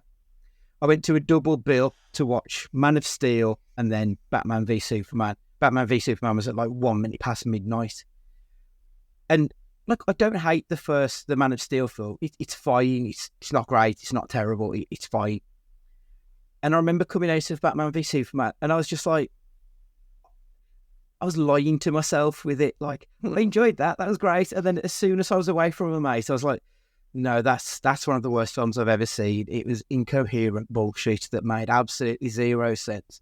The guy writing this film clearly doesn't understand any of the characters that he's writing, as he's proven in recent fucking interviews that he just doesn't get it. It was a mess, and it just didn't work on any level. The director's DVD cut that was released was slightly better because they expanded on a few elements to it, but it was such a shit film. And it was the first time we were ever going to get to see Batman and Superman on screen together that wasn't animated. We was getting live action. One of those was Ben Affleck, and I love Ben Affleck. And it was just such a wet fart of a film in the end. So disappointed.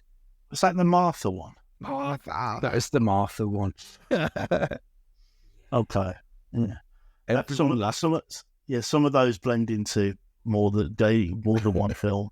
For me, those Ben Affleck, Batman, Henry Cavill, Superman things. But yeah, I remember now as the Martha one. So you've actually said mine, Andy. Phil Brother Jones and the Crystal Skull. It's nobody's fault but mine, that one. I was so excited to go and see that. I was back being a kid, going to watch Indiana Jones as an adult, and I was like, I'm going to love this. I booked half a day off work.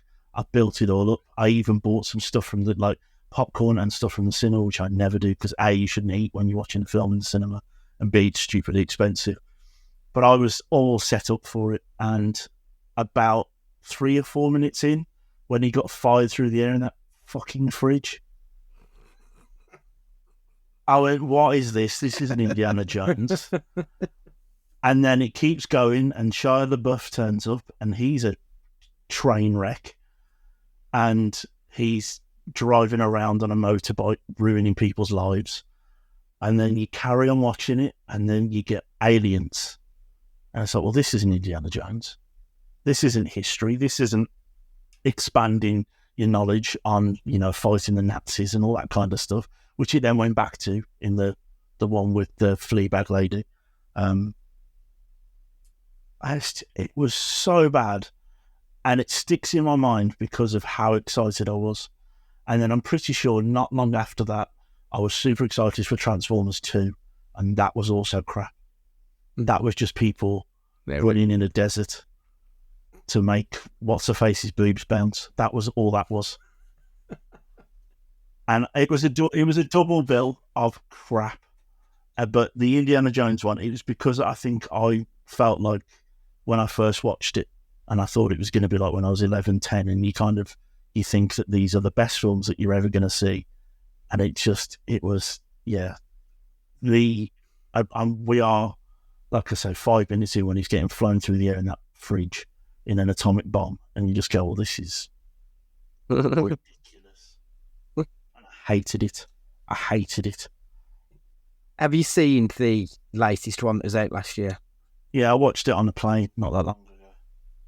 It was all right. I think that's the best place to watch it, to be honest. Yeah. That was why I watched it, because I would never watch it at home. Have you seen that one, Stu? Did you go to the cinema to see it in the end? Yeah, I went to watch it. I enjoyed it. It was fine. It was much better than 4. Yeah. I think that was what it was. It was such a pleasant surprise after what, because I'd done that the week before. I'd watch one a night to get in the vibe. And watching Crystal Skull again, I didn't hate it as much as I did originally, or the second time.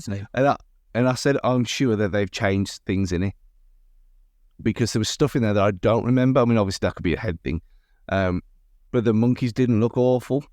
They're like, I don't know, when they're swinging through the trees. They didn't look as bad as I remember. They looked fire ants as well. Yeah, fire ants. This is just making me angrier again. This is because I was so excited. I actually, it was watchable the last time. And so that was last year when I watched that, before the last one came out. And I enjoyed it. It's not good. It's not good in any way. But I enjoyed it knowing that what a nonsense it is. But when you've got National Treasure and National Treasure 2, just watch them instead. Better. Yeah. I didn't mind the new one. I thought I enjoyed myself a lot watching that, but it kind of accepted what it was at the time. But there's some weirdness going on at the end. We're not going to talk about it because it's too recent. But it was fine. Just leave it at that now. We've got the game to look forward to. That's enough. I enjoyed the recent one up until the last 10 minutes. Yeah, when it gets... It was just a bit... I say it's too much in a film that's about what Indiana Jones is about. But it felt like it just crossed the line, very much like the fourth one did. There's a certain limit of bullshit you can take before it's too much. And that was close, but it was just that little bit too much at the end for me. Yeah. That's it.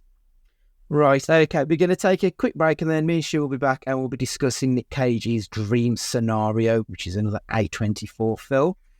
Edward, thank you very much for joining us. It's much appreciated again. Thank you very much. It's always a pleasure to have you on. Yeah, no, I've enjoyed it. Thanks, guys.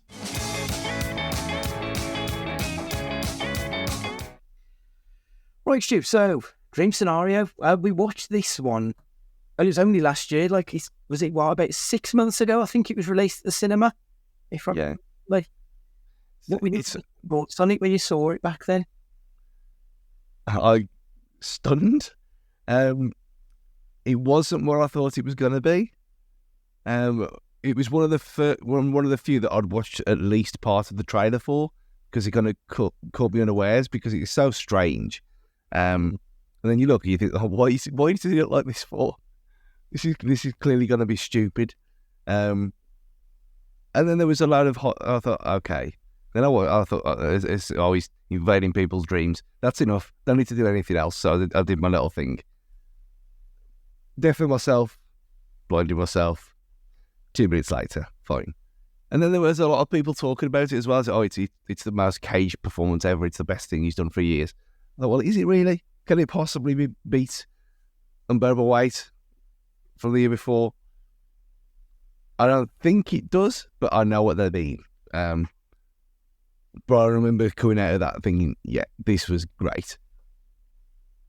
Yeah. So, as a sort of a short version of what this film is, Nicolas Cage plays a professor who appears in people's dreams and becomes something of a viral celebrity through it until things go wrong and the wheels come off his newfound fame. I guess is the best way to describe it in the space of, a sentence. Is it... I mean, I remember the trailer for it. The trailer made it out that it was going to be an almost wacky comedy. Yeah. But we know that it's A24, so we knew that probably wasn't going to be what it's going to be. But if you don't know what A24 is, you probably wouldn't have got that. So I do wonder if any people got to see this film thinking it was going to be one and then got something completely different. Yeah, because that was kind of what got me as well, because it wasn't a trailer for another. It wasn't shown in a film that was an A24 film either. I think it was just a trailer before just something else completely, which kind of shocked me a bit, especially after watching it, because it's not for everyone at all, and it's not. No, it's almost a bit like, what was that? I saw last year, or the year before, where everyone's in a kind of, they're in a 50s world. You know what I mean? It's where everyone's all in. It's like a 50s Americana, and that's kind of not what it seems. It's gonna bug me now to hell what that is. I can picture it, but I can't remember what it's called. Yeah, it's that. I want to say Nightmare Alley, but it's definitely not Nightmare Alley. But that is set in that period, but I can't remember what it is. Yeah, that's annoying though. I even remember the poster for Dream Scenario. One of the pull quotes that they've put on there was comedy gold. And there are bits in this that do make you laugh out loud, but to say it's a comedy and ignore the fact that it's a very, very dark comedy kind of feels like you're selling this to the wrong audience. Yeah. I feel like they maybe misstepped a little bit with that. I mean, don't get me wrong, it doesn't take away from the fact this is an absolutely fucking tremendous film. But they were definitely they were pitching it to the wrong audience, I thought. I think they were just pitching it to everyone. And I don't know, did they fool people into going to see? Because I don't remember any kind of backlash or anyone saying, oh, well, this kind of thing, it's not what we expected it to be. Especially with something as strange as this, and where it does go to, like the apartment scene. I mean, that apartment scene is, without a shadow of a doubt, the funniest thing I saw for the whole of 2023. I don't think and even today when I watched it again, like, I genuinely laughed out loud at the fart and premature ejaculation. I knew it was coming, and the second fart, and it just killed me. It was genuinely hilarious, and his mannerisms, because he plays someone who's very meek and life is passing him by. He's a passenger in his own lifetime, which I think is sort of what the point of the film is, that a lot of the dreams, he's doing nothing in them. He's just observing, and that's kind of who that character is. That's what, is it Paul, if I remember right, the character's name? I think so. Yeah, he's just there in them. And the one time that Paul Matthews, the one time that one of the people who have him in the dream wanting to act out the dream and actually participate, he, almost shits himself and comes in his pants. It's such a wonderful metaphor for the character. And I just thought it was so good. I really enjoyed it. And the fact that Ari Aster was one of the producers on it, like, speaks volumes about the kind of film it is as well, doesn't it, I think? Like, knowing Ari Aster's movies as we do, this feels perfect for him, doesn't it? Yeah, it makes... I mean, I didn't even know that back then. You look at it and you think, it's the most... Cage and A24 is something that should have happened a long time ago. And maybe he wasn't. Maybe he was that kind of in between where he was still paying off his latest divorce. But he like wife the other day. That was when he was. I mean, his little ditty at the Oscars was superb. Anyway, we go. It's fantastic, wasn't it? And it's almost like you'd think, would he have turned up like this? Would he have shaved his head and turned up like Paul just for a laugh? So it's the kind of thing that he'd do. It does seem like it. Like I said about John Cena earlier, that he will do anything as long as he thinks it's funny. I feel like Cage will do anything if it will get people talking. That's the kind of guy he is. Like, I want to do something mad because that's what this whole show business thing is. It's just mental, and he feels like he embodies it perfectly. So give me something good, give me something bad, and give me something crazy on this one, Stu. I mean, the good, the makeup, which we were hardly ever talking. When we used to have Wig Watch back in the day, but I thought the makeup on this was superb. Because he obviously looks very, very different, and we know he's got a full head of hair. Well, is it his own? Who knows? But normally he's got a full head of hair.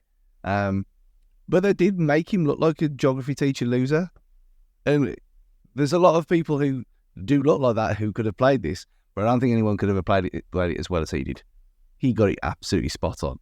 So for a change, the good is the art and the art design and the costumes, because it works. It works perfectly. Yeah, that's a really good point that I hadn't... I was trying to figure out, like, I wonder if he shaved his head to do that, or if they've put the bald cap on him, or quite how they did it. But the fact that I don't know is absolutely fantastic. Yeah, really good point. I mean, the only bad thing I could possibly think about it, because I, at the time, really enjoyed it. And it's one of them where you can't... The only bad thing is you can't recommend it to anyone. And if you show them the trailer and you say this is not what this film is, then is anyone really going to be bothered? Or do you show them the trailer, not say anything, and then you get the backlash? Like when I told my mum to go and watch a certain film on Amazon Prime last year, and then she ends up watching something about bathwater that she didn't expect, and which she was very mad with me for over 2 weeks and wouldn't let me leave it alone. But I said, well, at least you're part of the conversation now. You wouldn't have been before, and it would have all gone over your head, and I'd just be grateful. With this film, it is excellent, but I think it's going to be excellent for a certain amount of people. It's not knowing. There's no way this is for everyone, and that's a bad thing, really, because I think a lot of people should watch it, and I think if people gave it a chance, they would enjoy it. But you can't recommend it really because it's too weird. It's Bowie's Afraid almost, isn't it? Yeah. It's on that plane of oddness that only appeals to a select few weirdos like us. Well, the crazy thing is, this is the 6th film of that year that he made. 6 films in 1 year. The man is not young anymore. How is he doing it? It is incredible. Like, his work ethic, he really is like the hardest working man in Hollywood, isn't it? 6 films in a year is absolutely bonkers. Have we reviewed all the others yet? What else have we got? No, there's a few left. Oh, yeah. So The Old Way, I mean, I've seen them all, but The Old Way, the Western one, we haven't done. We've done Renfield and Flash. Sympathy for the Devil, which, if I remember rightly, we enjoyed. A Dream Scenario and Retirement Plan. So Retirement Plan and The Old Way are the 2 we've got left from last year. I think Butcher's Crossing, was released last year, but it was produced in 2022. Yeah. But I think that's the one I haven't seen, if I remember correctly. And there's another Arcadian. There's another one that he's made this year. Yeah, that's the one. It's out in a couple of weeks, I think. It's a horror film, which if I remember rightly, it's got 12th of April. It's been compared to 10 Cloverfield Lane, the sequel to Cloverfield. I think it's been compared to that. If I'm sure I saw some reviews doing that, so I've got high hopes for that one. It's just a small budget horror movie, so fingers crossed that should be fun. So, my good, I really enjoyed the themes that this discussed. I thought it was actually a really interesting movie talking about cancel culture and the price of fame. Really interesting that I don't think you get in a lot of films, especially films that have been touted as comedies. And I thought it was a really interesting arc that they gave the character of him being this very mild-mannered passenger in his own life, getting this notoriety, and then the entire world quite literally turns against him. And they cancel him for something that is completely out of his control. That he literally did nothing wrong. He did nothing right to deserve it in the first place, but he also didn't deserve to lose it. I thought it was a really interesting exploration of those themes, that it was done in a way, because I find like a lot of cancel culture thing tends to come down along, far left and far right. You're either one side of the coin or the other side, a very political sort of topic. This felt like it was done in a much more measured and interesting way than if it was done by someone who's, wants to talk bad about a certain section of people, or someone who wants to cancel someone because they made a silly joke that was just blown out of all proportion. So I thought this was done really well, and they handled it perfectly. One of the things I've got, it's very much that scene. It's one of the funniest scenes I've seen in the last 12 months. Just loved it. It's worth watching it just to see that scene in my mind. Michael Cera, I thought, was really good in this movie as well. He played an absolute dickhead schmuck as the guy who runs the ad agency. Michael Cera isn't that kind of a person. He doesn't have that star quality to be a prick. So when he plays a prick, I always really like it because it goes against his type. A bit like in Molly's Game, the Jessica Chastain film. He's great in that, and he works really well. So I like Michael. In fact, like I said, I thought all of the peripheral actors in this movie were really good. Cage did a tremendous job holding everything together because he's on screen like 90% of the time. But everyone around him, I thought, were really good actors in this. Like, it's really difficult to pick a bad in this movie because I think there is. There's nothing that's wrong with it. My only criticism, and I don't even know, like at the time, I didn't care for the ending that much. Once it got to the point, where everything's gone to shit, and we get that advert for dreamfluencers, the people who go into dreams to influence others. I thought, I don't know where this has gone. Like, it's been really good, and I feel like this could now go off the ball. But watching it again today and seeing that dreamfluencers shows us where Paul's character is, that he's at the point now where really he just wants to be in his family's life, and that's all it's about. I get it now, and I don't think I got it at the time. So that last 10 minutes, I didn't like first time, but I do now. But that's as bad as it gets, which is pretty damn good in these kind of films for me. So excellent. The crazy for me, it made less than $9 million worldwide. Because it's going. Yeah. I remember going to the cinema, and this was a trailer before quite a number of movies. It wasn't just the one time that I saw these. It was on a lot because I had to try and ignore it every time that it came on. And there was a lot of these, you know, as I said, comedy gold. It was appealing to people. And it didn't make a dent in the slightest, which is such a shame, because I do think that I really wish people had seen it, because there is something in there that's worth seeing. But I also do agree with you that it's not the easiest, most accessible film for all and sundry. But I still expect it better than $8.9 million. That's ridiculous. So, Stu, did you enjoy the film? Yeah, absolutely loved it. Without doubt, it was one of the. It's in the top half of the ever-growing list of Cage films that we've done for this. Yeah. You know, the only problem is we can't recommend it, and no one's going to see it, and there's a select amount of people we can talk about it with, because it's never going to grow. Yeah, I completely agree.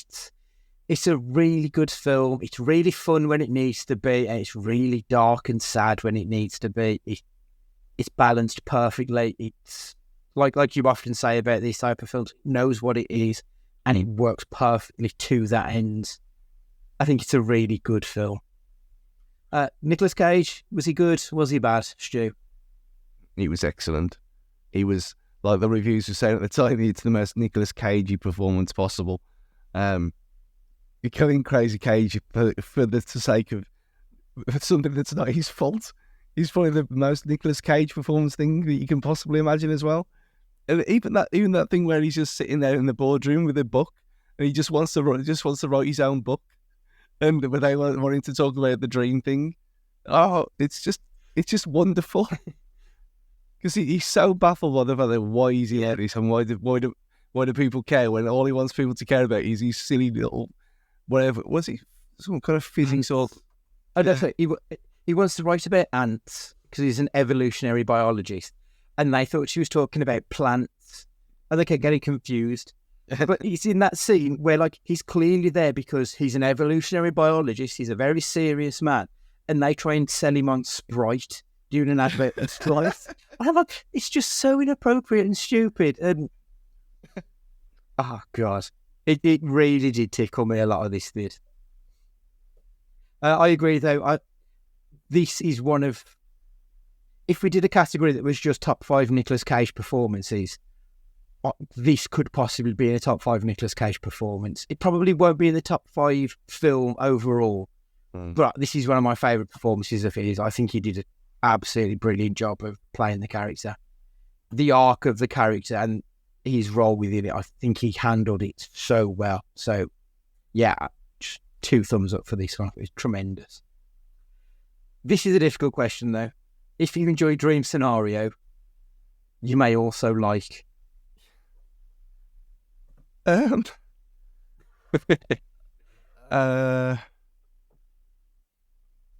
to have to caveat it. You can't recommend an Ari Aster film because it's clearly Bowie's Afraid and those kind of movies, isn't it? Yeah. So, yeah. The film, I can't remember what it's called. Because that's something that it doesn't seem like it is. And I don't know what that film's called. And it's the one with Florence Pugh and Harry Styles and that's it. Don't Worry, Darling. Don't Worry, Darling. That's the one. Yes. Is that what it was? Yeah. Yes. If you for somehow you watch this and hadn't watched that, go and watch that as well, because that is that was a good time had by all, that film. I don't know if I go that far. It's I know what you mean. Like, it's interesting. It's not great, but it's interesting. But yeah, that's I think that is probably as close as you get to this one in that world. I'd probably have to go something else in the A24 universe, though. I think if I was going to recommend a movie to someone, so I'd probably go for something like maybe a ghost story with Casey Affleck and Rooney Mara about a dead man returning to his home, and he finds himself stuck in this spectral state. And the entire film, he's just wearing a sheet over him, like, you know, the cartoon ghost, like a Scooby-Doo kind of a ghost, where they've just got like a white sheet with the eye holes, could say. That's him throughout the entire film. And he's just observing what is going on in the life he's left behind. And it kind of feels like that's what Paul was like, that he was an observer in his life. And this is a character who is observing his family's life after he's gone. I thought it was a really interesting film that, again, probably didn't get much airplay because it was at a time when A24 wasn't quite as known for its, wasn't quite as popular as it is now. But yeah, a ghost story, I think, is the one I'm gonna go for on that one. Right, okay. So we're done this week. Stu and Matt have already recorded, what did I call it? Blue versus Green, which is going to be Sony versus Microsoft, Xbox versus PlayStation Gamescast next week. That's recorded already, and then we'll be back the week after doing another question cast. I assume Matt won't be around. At time of recording, Matt Guy Jr. isn't with us, but I'm sure he'll be due any minute, and obviously we wish them all the best.